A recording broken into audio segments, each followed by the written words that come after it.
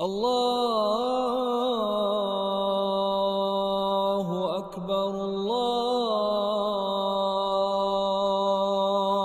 Akbar.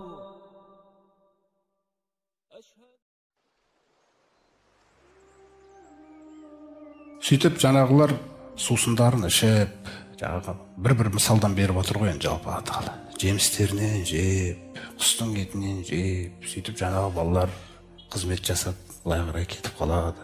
Бір кезде жаңағы жатқан төсегінде жатыр ғой енді бұлар. Қонақтар болды, бір-бірінен кетті, әркім өзінің жәннатына кетті.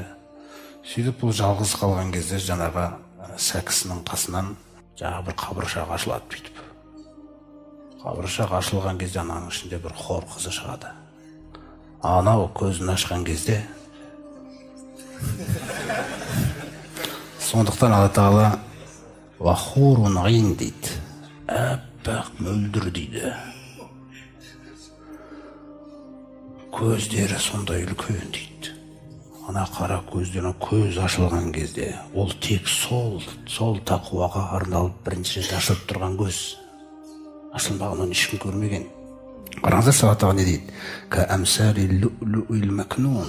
Әлгі өздерінің теңіздің түбіне барып сүңгіп, ана қабыршығынан әлі ашылмаған інжулерге ұқсайды дейді бұл хор қыздары. Неге хор қыздарының өзі қабыршақтың ішінде жүр? Осыдан шығар, осы аяттарда кейін болашақта сенбесін деп ертегілер шығарған ғой. Сіз ба, ертегілерден неше түрлі жағы біледі. Гүлдің ішінен шығатынен, осы жақтан алып мынаны өтірік қылмақшы болған. Мынау хақ. Сондай қабыршақтың ішінен шығады дейді ол. Оны ешкім жақындамаған. Міне, Алланың уәде еткен сыйы.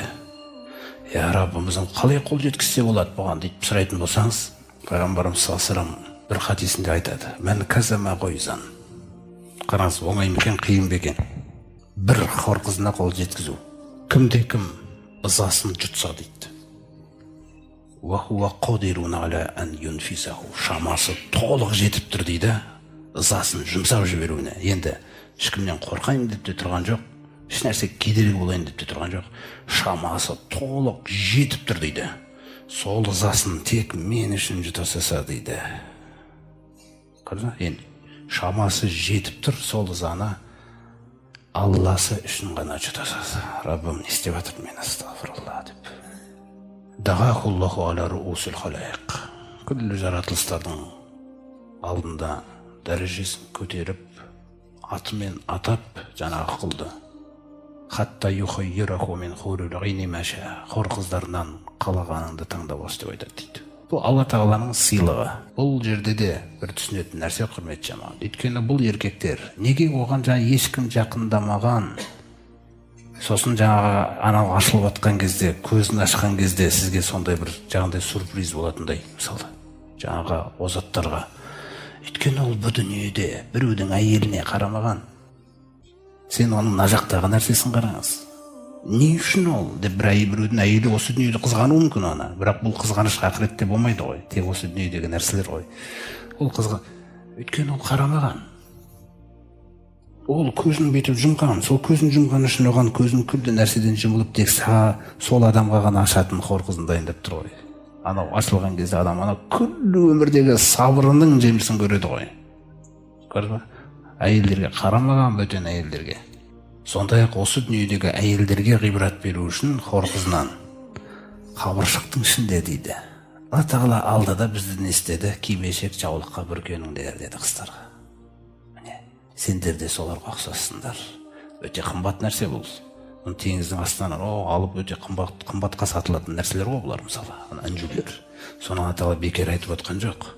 Бейне бір қабыршағынан әлі ашылмаған інжулер секілді дейді. Ол деген сондай бір Алла Тағаланың сыйы, құрметті жамағат, ер адамдарға. Енді бұл озаттарға айтылды. Біз қазір келеміз, Құдай қаласа келесі сабақта үлгермесек, оңшылдарға айтылмайды хор қызы. Бұларға ашық айтып отыр да. Ол жақта өздеріңдігін жөндеп береміз деп отыр Алла Тағала.